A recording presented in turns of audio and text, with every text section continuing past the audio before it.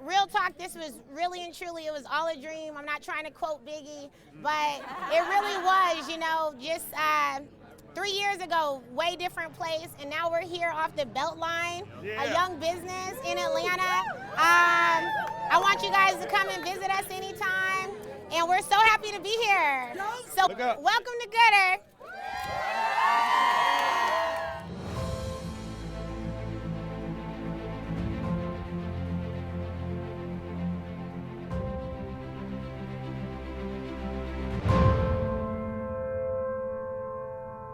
When we first started, we had, I would say, two major clients. The airport deal was in the works, and Turner was one of our first clients. We went from 2 clients to now, several clients, very large clients in 7 cities, which happens to be 7 states. So we went from a very small company just trying to build, get our name out there, to receiving publication requests and appearances on Oprah and other Forbes and other media outlets without even really having to do much marketing. So we noticed that things were changing when people were knocking on our doors versus us having to go knock on theirs. It was a lot harder. At the same time, we weren't moving as much food as we are now. So we would just have a bunch of us pull up in our personal vehicles, or sometimes we would call a logistics company with a cargo van to come pick up pans of food. Jasmine's initial vision for the company was an Uber for surplus food recovery. So our vision was to have a fleet of drivers that we had that would just go out, get a request very similar to Uber, and pick up and deliver from there. We pivoted away from that very quickly because we realized companies like the Atlanta airport, who had security measures, would not allow somebody like an Uber driver or a Lyft driver to come into their facilities without certain credentials. So with that being said, we decided that we wanted to build a more white glove service, if you would, where all of our staff would be trained, ServSafe certified food handlers, so they would be specifically aware of any regulations or how to handle the food that we were processing. But things got interesting when we started serving the airport. So that's when things kind of escalated a little bit.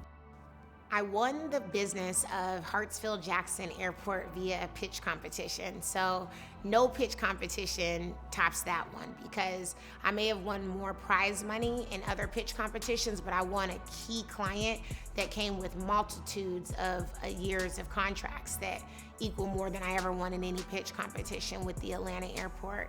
And I didn't have the technology built when I first won that contract. It was kind of like, this is my idea. This is in 2017. And remember, I didn't raise the money or the funding to actually build the product until March of 2018. So I won this pitch competition in May of 2017. And it takes a little bit of time. The Atlanta airport is a government agency, but we were able to do a pilot with them. And that pilot started in March of 2018 when I got the technology built. So long story short, we didn't have any vehicles, because all the time when I was kind of testing out and proving the theory of how Goodr was going to work, I was using my car, using other people's cars, and so I always thought we would be like an Uber Eats in reverse. So drivers would sign up, they'd use their cars, they'd go pick up this food and they'd deliver it. But the airport was a whole different story, because there's over 175 restaurants in that airport. And I had 2 drivers, we still have 2 drivers, 2 do-gooders that go into the Atlanta airport every night and get the food from all the terminals.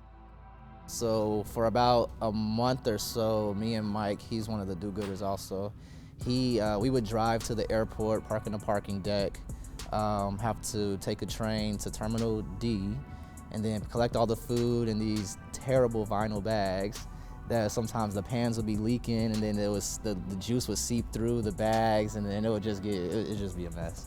So we did that for about a month. But then we had to walk from Terminal D all the way back to the parking deck. That's like a 30+ minute walk with 5+ bags on this little cart. We didn't have any tech at the time. We were doing everything manually, pen and pencil. We would walk through the airports, and because we had carts, you had to walk miles through the airport. We couldn't take the train. The reason we got our first truck is because we took Jasmine on a run at the airport. At the time, we had to walk through the airport all the way from the baggage claim through the airport to the terminals to bring the food back. So we would be lugging pounds and pounds of food walking it because carts aren't allowed on the train. So we took Jasmine through that process once, and within, 30-day window, we had a van. she said, yeah, we're not doing this. And then we had a van, and then went ahead and got those the bread crates to put the pans in because it separates them and they won't crush and things like that. But that really saved us a lot of time, just from being able to, because the time it took for us to pick up from one terminal and our vehicles have to go down there and then walk back, we pick up from, I think, 3 or 4 or 5 different terminals in the airport now. In the van, it takes probably about the same amount of time or faster. And we have more capacity now and stack things, all of that. And it's not to say that, the van made the business what it is, but it definitely made us more efficient. We were able to increase our volume significantly at the airport after that. But once we did that, it made a lot of sense. It was like, hey, this makes tons of sense. So we got the van, and now we drive right onto the tarmac. We go right up the concessions elevators, and our employees are in and out in a matter of an hour, going through the entire airport, getting food from all these restaurants. We have been working out of a co-working space for 2.5 years, and we were getting too big. We needed supplies, we needed storage, we needed a place to gather. And so while we were looking for office spaces, we were actually gonna rent a private office at a co-working space, and the prices were out of this world, $3,000 and $4,000 or $5,000 a month, plus parking. And I was like, I can't afford that. So I come down to the Beltline, and I saw this ad that said co-working on the Beltline.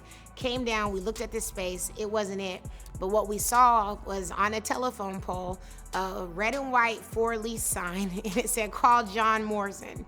So we call him, and it says, he's got 3 to 4 bedroom lofts. And we just happened to say, hey, we're in the area. And he was like, yeah, I can have someone meet you over here. So we found this old hostel, and it was a nightmare.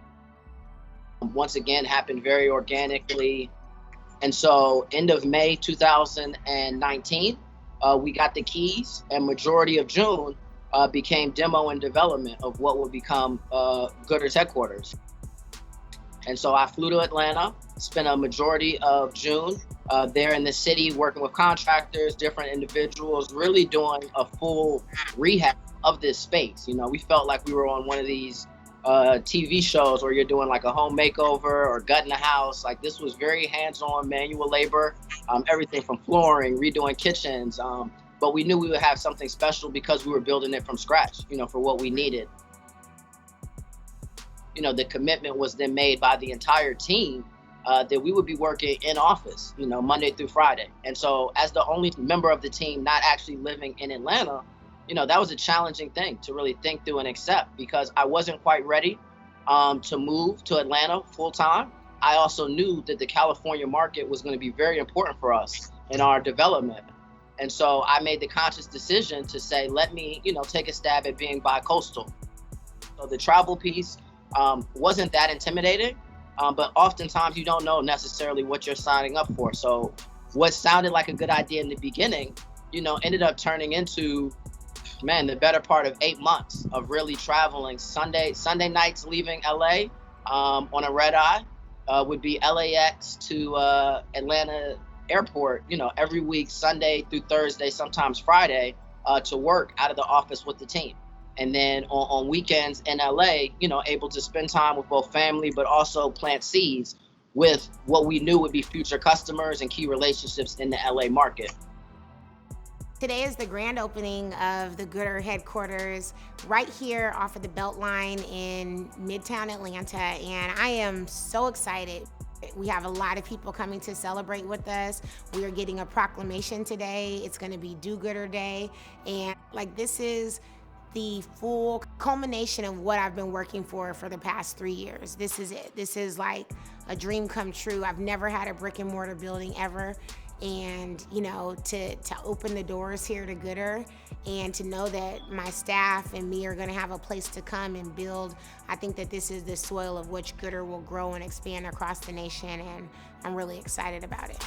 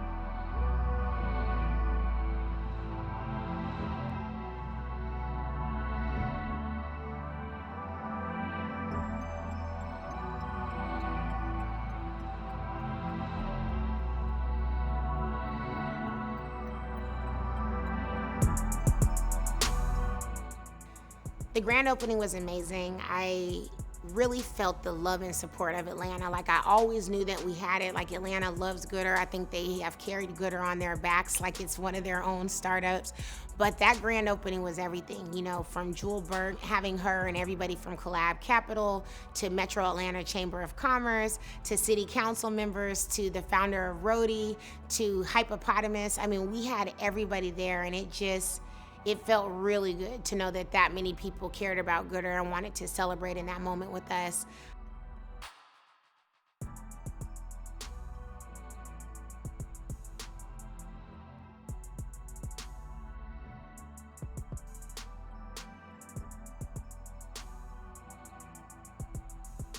Still to come on Growing Goodr.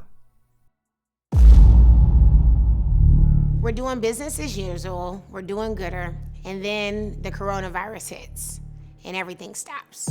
At least 6 people have died in an outbreak of the new coronavirus. So at least 565 people are dead. At this moment, we have 22 patients in the United States currently that have coronavirus. Unfortunately, 1 person passed away overnight.